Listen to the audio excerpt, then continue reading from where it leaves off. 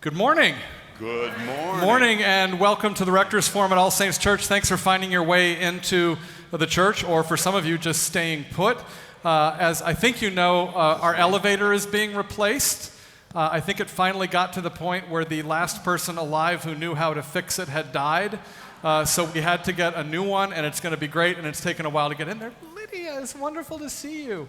And so we're going to have the forum in here for the next month or so. Actually, no, we're not, because we won't have a forum for a while. So we're having the forum in here today, and so everyone can have access to it. If you're new at All Saints or visiting with us this morning, it is wonderful to have you here. Just to let you know, my name is Mike Kinman. I'm the rector here. My pronouns are he, him. Love having everybody here. Before you leave, if you're new, we'd love it if you'd sign up at our newcomers table at our welcome center. Let us know about you so we can keep you informed of everything that's happening here at All Saints Church. We always put our faith into action here at All Saints Church. Really important today you stop by the action table. We have 2 letters regarding immigration. The first is to members of Congress supporting the GRACE Act and the Protect Immigration Act to set a minimum number of annual refugee admissions and mandate oversight and end ICE's 287G program, which is their program of cooperating with local law enforcement. The second is to the National Sheriff's Association, urging them to end cooperation with ICE. So please stop by the action table on the lawn on your way out this morning and sign both of those letters. And then finally, it is by the generosity in every possible way that you have that All Saints is able to be who we are able to be together. So deeply grateful for the financial gifts that you give, for everyone streaming at home that is part of the All Saints community across the country and around the world. If you haven't pledged yet for 2019, there are pledge cards in your pews. You can click the donate button right below the live stream right now, and that'll take you to a place to either make a gift or to make a pledge. Please do that and continue to support the work of All Saints Church.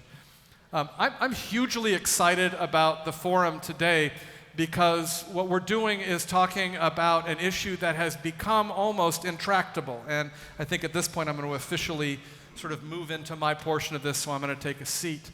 There have been studies done that have said that our nation is more divided than at any time since the Civil War.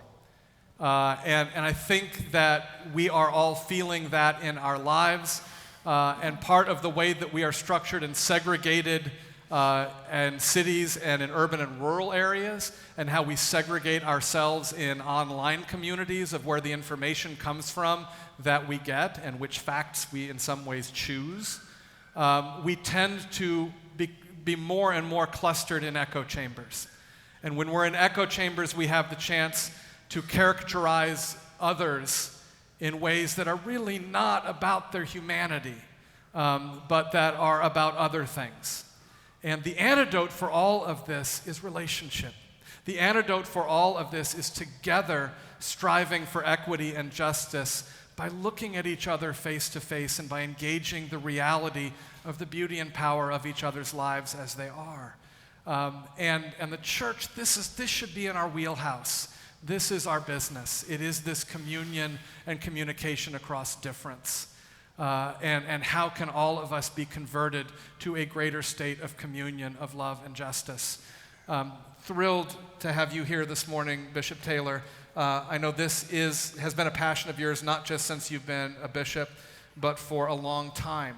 And one of the things that you have been consistently talking about since you became bishop is reconciliation. And how do we listen and talk and build communion across difference? Susan, you are the co-chair of a National Church Commission on communion across difference, and how do we do this as a church? And so we're going to be just taking a look this morning at what does this mean for our diocese, what does this mean for All Saints Church, and you're here to talk about some exciting new possibilities for us. So I'm just going to turn it over to you, Bishop. Thank you, gracious Rector. A joy to be with you and Susan, or as we call her at the diocese, Canon Russell. Yes. And all of you from this loving spirit and justice-driven community of All Saints. As I thought about our time together this morning, I thought about earlier evidence of All Saints' heart for what we're now calling, in the course of this ministry and conversation, communion across difference. And that was when Ed Bacon invited me to come years ago to offer rehabilitative reflections about none other than Richard Nixon. So what I experienced that morning, first of all, was curiosity about what I had experienced working in close quarters with the 37th president. And I also experienced, and this is a vital piece of mature Christian spirituality, I experienced an openness to nuance. And in the conversations I had after the forum, I would sum them up as follows, that Taylor, I'm pretty sure Nixon's not quite as virtuous as you're telling me he was. But he perhaps wasn't as awful as I thought. So that's the dynamic of the Holy Spirit, always at work on us. Nothing in this complicated world is ever, as Nixon would say, perfectly clear, except God's invitation to love. If I may, just because of the sacred work of the calendar, I might refer to another event rooted, ironically enough, in the very beginning of the Nixon years in 1969. We have just experienced the 50th anniversary plus 2 days of the outbreak at the Stonewall Inn.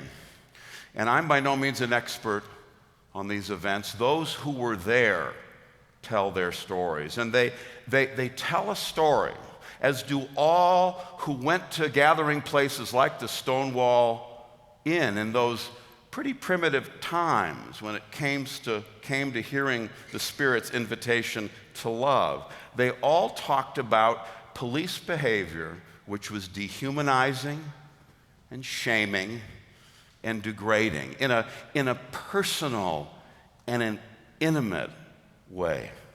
And it was because there had been a societal and cultural of long-standing and therefore an official decision to consign a whole category of humanity to the status of less than human. And eventually, inevitably, the human spirit, the spirit of truth and justice and love, the spirit of pride, I may even say the Spirit of God, says no. So 50 years later, plus 2 days, we look back, and we're inclined to say, particularly in this place of justice, how could society have treated people that way? How could they have done that? I think we might have a consensus here before this mighty altar that every spiritual and theological authority from C.S. Lewis to M. Kinman would invite us to take care about theys and to think instead about we's. So here's a contemporary example. It's going on at the border as we speak. Thousands of rich human narratives are being reduced to convenient categories: invaders, terrorists, or we might say migrants, asylum seekers. They're all of them absurdly, comically reductionist. Every story is precious and unique, like yours, like mine. Imagine any question I might ask you. How did your parents meet? Which is to say, where exactly did you come from? What are you passionate about? What books and movies do you enjoy? Who do you root for in sports? Any Angels fans in the house? If I ask you those questions after a while, if you come to trust my interest, I will unleash a torrent of narrative. You're entitled to be heard. You're entitled to have your canon integrated with the canon of God. That's what church is all about. Mike and I were together 2 days before Christmas at the El Baratao Migrant center in Tijuana, thanks to a pilgrimage that was arranged by this amazing group of healthcare workers. While we were home getting ready for Christmas Eve and wrapping packages, these underpaid medical workers were down in Tijuana healing fungus between the toes of those who'd walked 1,200 miles to find freedom. And there was this one complicated story we encountered inside El Baratal. There was this couple in their early 30s. They were from a Central American nation, and the woman had once been married to a high official in the national security and military apparatus. She divorced him, married this other man, and she was now 8 months pregnant, and they were on the run because her ex-husband wanted to kill them. That's just 2 stories out of 10,000. So this is presumptuous.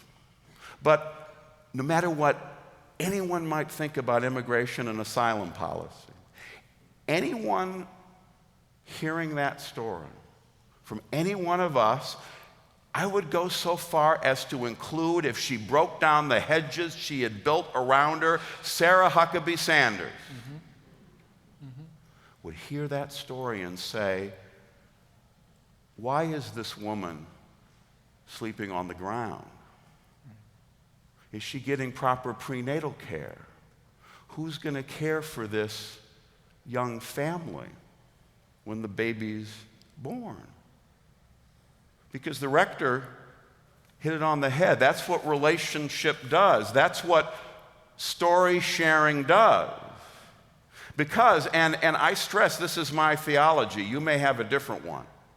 But my theology is based on the simple proposition that we are wired to love one another and to care for one another. We don't have to have that preached at us. We have to discover it in our hearts because God built it there.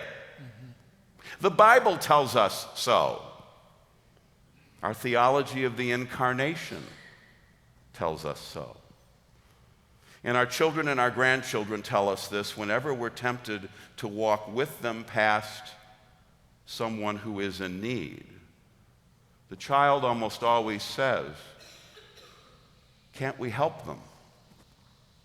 But we know why that's true. It's because they're not yet fully subject to what Paul called human wisdom. Every human system, and beginning with families, we build mighty hedges around our families. Every prejudice, every ideology, every set of economic doctrines, and certainly every border, every denomination, every faith tradition, if not at their best, then at their worst. And one way or another, all of these systems find ways to mask the face of God in the other. This may be the main reason that we construct them.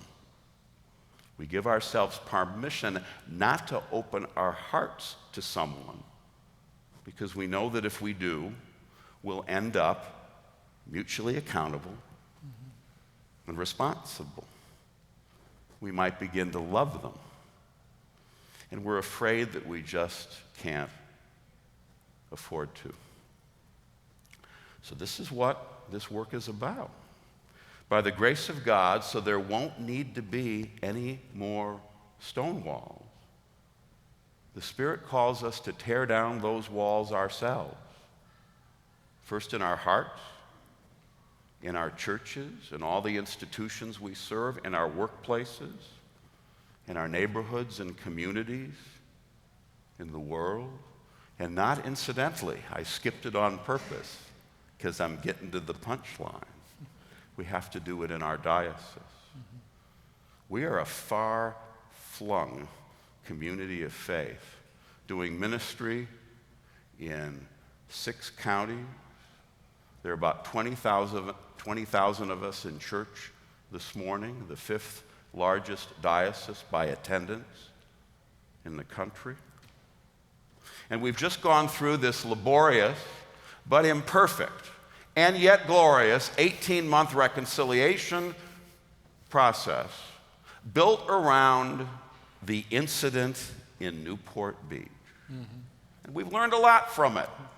And what we've learned is good. but it's taught us something absolutely vital. We can't always be driven by how to deal with the crisis we have permitted to occur because of our short-sightedness. That takes so much energy. Better to anticipate the points of potential alienation. So we've decided that we needed to go a lot further into our diocesan narrative. We need to explore all the ways that, and this is by no means a complete list, but I've begun with class because one of the things we learned out of the Battle of Newport Beach is that the thing that we have the most trouble with often is socioeconomics, because rich people are afraid of poor people. And oddly enough, sometimes the other way around. So this is a potential list of walls and hedges: class, race, language, nationality, culture, political affiliation, geography, orientation, gender identification. All of these categories can blind us to the burning image of God in one another. And as Mike said, and as the gospel teaches us, it's all just a bunch of stories, those 66 books, which we read out from every Sunday. It's just the human story drenched in the divine. We need to have a story and narrative-based way of addressing this opportunity to grow closer, rooted in the theological assumptions about the unity in the mind of God from which we all sprang, and the unity to which we are headed. So my blessing this morning is to announce a 3-year initiative at the Diocese of Los Angeles with this somewhat unwieldy title, A Work in Progress. It sounds a bit like a doctoral dissertation. It's got a colon in it, which makes it sound smart. One in the Spirit. Finding divinity within difference in the Diocese of Los Angeles. My mother, Jean Charlie Taylor Lesko, a former All Saints vestry member, her ashes with Dick are up in the columbarium, and in order not to be noticed, so she would be sure to be noticed, she always sat humbly in the transept chapel, where I sat toward the end of Canon Russell's offering of Holy Eucharist this morning at the earlier service. And she was a newspaper woman. And newspaper people have an expression, burying the lead. If you bury the lead, you have put the most newsworthy thing at the bottom of the article or the speech, rather than at the top. This is not news, I believe, to those who were here at 9 a.m., but it may be news to those who have come for the next service. Because to organize this new ministry, we needed someone with the heart and the mind and the spirit to help us imagine the spirit of deeper, more nuanced unity. So I went to the rector several months ago, and I asked permission to explore with your Susan, our Canon Russell, how we might do this work together, at least decide what to do. And with some reluctance, because I think he was a bit worried about where this was headed, he gave me permission. And so Susan and we have done that together in these last weeks and months, and now we are going forward, and we're going forward joyfully. Beginning in September, as Susan continues her ministry with you at All Saints on a part-time basis, let me stress that. She'll begin as the missioner for our One in the Spirit initiative as our colleague at the diocesan offices in Echo Park. She is one of the church's preeminent voices for justice, but she is both prophet and persuader. Just follow her on Facebook. She models how to manage differing viewpoints while remaining in community. In battling for marriage equity, she always keeps her eye on the prize. And yet the unity of the church amid its vast diversity is an imperative to her of nearly equal importance. Her personal and vocational stories have led her to this new calling, helping us better understand that what binds us together as a diocesan family, which is the grace and love of the risen Christ, is stronger than any prejudice, any alienation, any wall. So as I conclude, please join me in welcoming to the diocesan staff she who has already looked at her watch to make sure this mighty apparatus is still on schedule, our newest diocesan colleague, the Reverend Canon Susan Russell. Woo! Yeah. Yeah. Congratulations and thank you.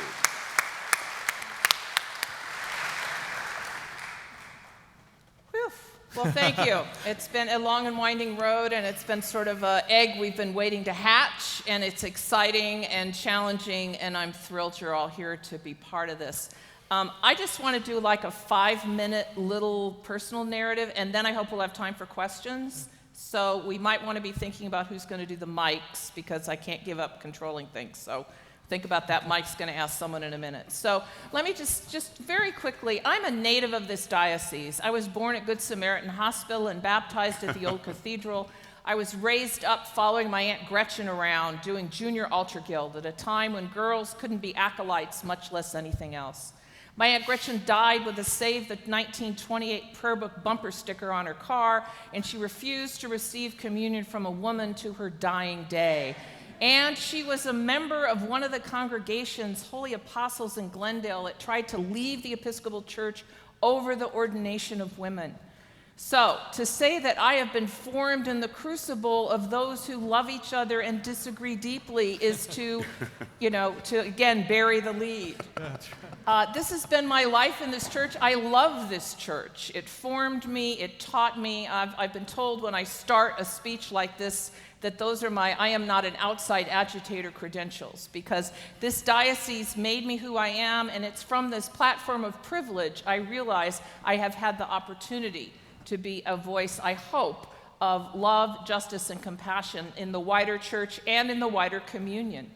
And there have been moments when I wondered what the hell I was doing. I mean, I thought I was going to get ordained and be a deacon and then a curate and then an associate rector and then a vicar of some quiet little parish somewhere. And my biggest challenge would be who moved that candlestick and who's organizing Vacation Bible School.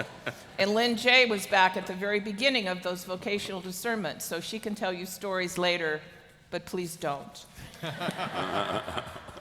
One of the things I know at the deepest well of my being is that we are a church that is wired for this work. I believe there is no better. There are a lot of ways to live a life of faith. There are a lot of ways to be a Christian. This is our way. This is an Episcopal way. This is an Anglican way. We have the DNA of what I like to call Anglican comprehensiveness coursing in our veins. We were forged out of the crucible of the Reformation at a time when people were being burned at the stake over whether we were going to be Catholic or Protestant. And the pendulum swang back and forth and finally settled on something we call the Elizabethan settlement. And whether it was Elizabeth's idea or not, I want to give her credit because women get credit far too seldom. And that settlement moment said, I do not want to have a window into men's souls. What I care is that you come to the rail to receive the bread and wine made holy, not that we agree on what's happening in that transaction. So from the very beginning of our life as a people of faith, we started out where 50% of the people in the room thought the other 50% were just as wrong about what was going on at that altar as they thought they were. So we are wired with that DNA. If we could figure out how to be Catholic and Protestant in the 16th century, we are uniquely wired to hold any of those tensions that challenge us in the 21st. Amen. I'm thrilled to have a bishop with that kind of vision and excitement and energy. I'm humbled and a little frightened by his confidence in my capacity. But I want to tell you one last tiny quick story about unity before we end and ask for questions. A number of years ago, our then rector, Ed Bacon, had a harebrained idea that it would be a good idea to take me with him on his annual retreat. which if you remember when Ed was here, it's an 8-day silent retreat with the Sisters of the Sacred Heart of Jesus in Bryn Mawr, Pennsylvania. Now, that was a lovely place, and they were lovely people, and it was a lovely thought. It was not a good fit.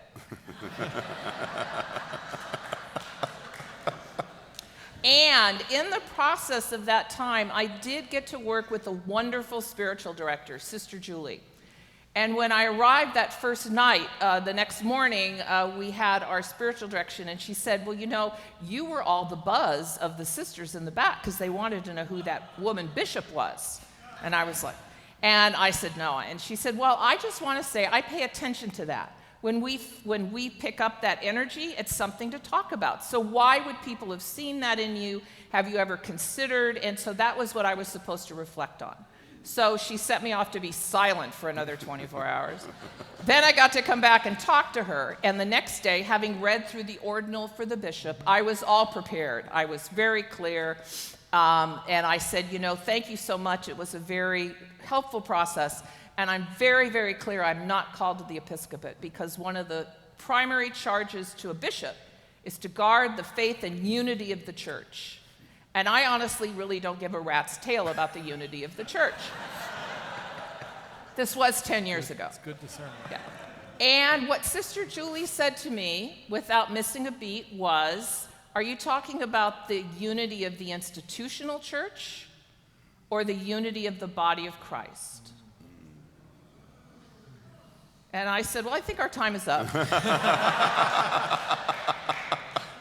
And I have carried those words with me ever since. I still don't believe I was called to be a bishop. I'm grateful that God didn't call me to do that because I do have my own challenges with the institutional unity. But the unity of the body of Christ, I do believe, is a primary part of my vocation. Sister Julie helped me see that all those years ago. Mike Kinman has helped me understand it and unpack it.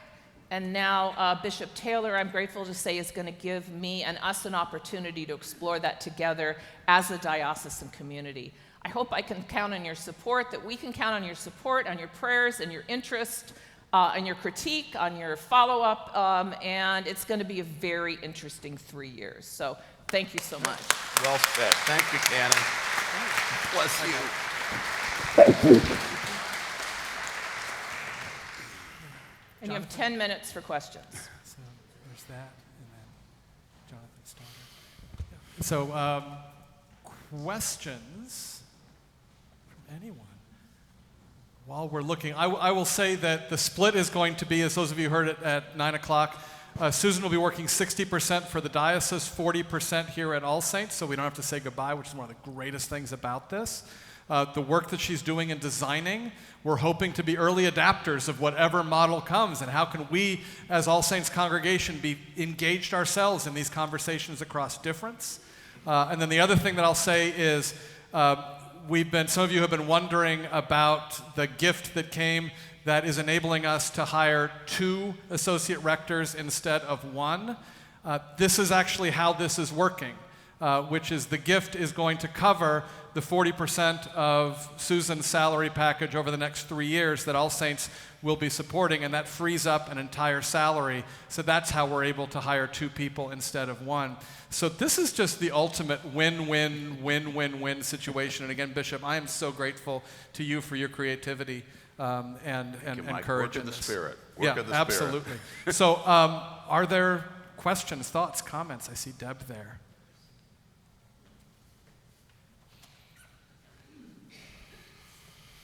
I'm just curious because I know that 100% of time in the ministry is a misnomer. How are we going to guard to make sure that 40% of Susan's time is really 40%?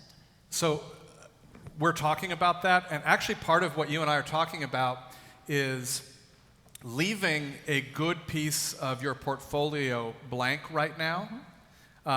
So we don't have that sort of it becoming 150% between the two.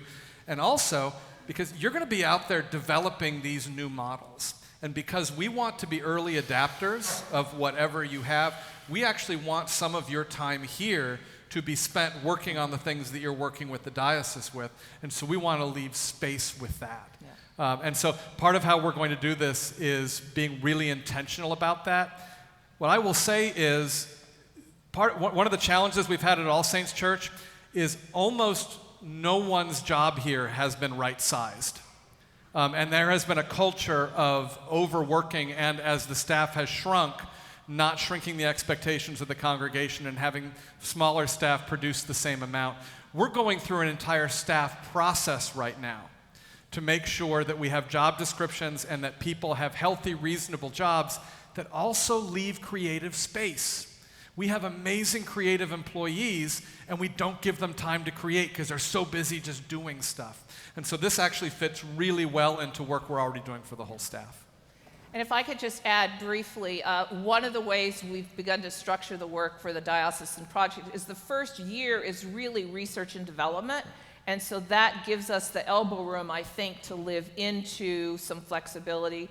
But also, I'll do an unabashed shout out. We're also building a whole new communication cohort and team. So if you're a communicator, if you like to write, if you're an editor, if your job is doing messaging, let me know and let us know as Mike and Keith and I continue to bring more volunteers into that work. And finally, my wife, Lori Kizia. Lori, would you stand for just a second? She's going to be tenacious in making sure we stay on track. Yes. So. And the question is part practical and part pastoral. Mike and I share a pastoral responsibility that Canon Russell does not give in to the tendency that just about everybody in ordained ministry, and indeed in any kind of leadership in the church, tends to have, and that's the tendency to overperform. Let's look at it this way.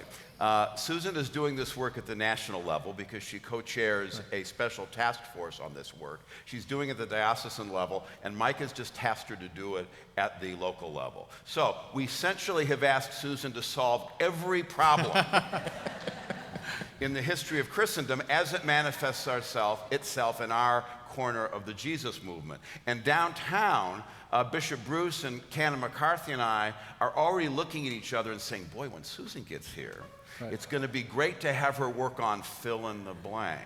Right. Because she has many gifts. Yeah. And so Lori's other piece, working with Susan and with Mike and those of us at the diocese, is we sort of make sure that we hold each other accountable for not completely using ourselves up self-sacrificially in the spirit of Christ. And this is something I know that you have some sense of with your high-performing rector. This is not necessarily easy work. So hold a prayer that your rector will also give himself permission to create and pray and meditate and even be silent with the sisters every once in a while, rather than constantly meeting the needs. Constantly meeting the needs of an institution which is hungry for as much of him and as much of Canon Russell and all of your leaders, lay and ordained, can get. And I would say the same thing to you as our bishop. Amen. Right back at you. Yeah. So, John. Thank you, Bishop and Susan and Mike. I really am inspired by what can happen from this togetherness and what your team can put together, but I'm unclear on, in creating a possible future, is there one outcome that would have you present to this, to whatever it is you're creating, what possibility you're creating, so that I can hold that in my head and support that? The church's outcomes need to be the Most High God's outcomes, which are peace and justice and righteousness and love.